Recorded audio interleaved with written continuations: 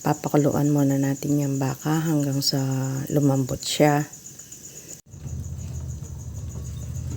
Natin.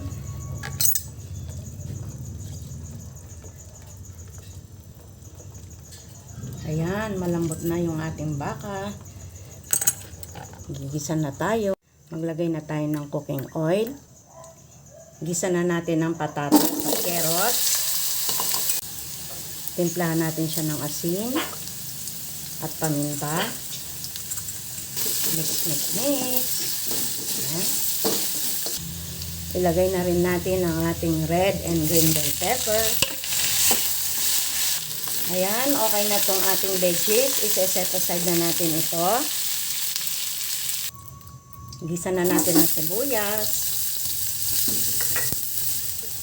bawang. Lagay na natin ang ating beef.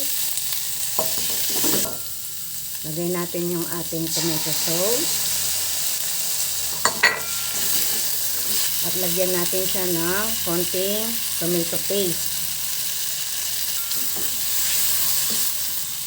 Mix lang natin siya ng ganyan hanggang sa mag-blend yung ating nilagay na tomato sauce at tomato paste sa ating beef. Lagay na natin yung ating beef broth, yung pinagpakuluan natin kanina. Lagyan natin siya ng laurel. Timplahan natin siya ng konting paminta. Isi-simmer natin yan. Takpan natin para madali siyang kumulo. Ayan, kumukulo na siya. Nakalimutan kong ilagay kanina yung pork and beans natin. Sabay na natin. Lagay na rin natin yung ating veggies. Ayan. Simmer natin yan.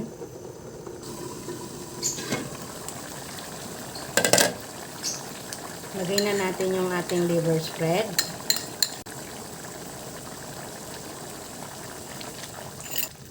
Simmer lang natin siya hanggang sa ma-reduce yung sauce ng ating caldereta. Takpan na natin.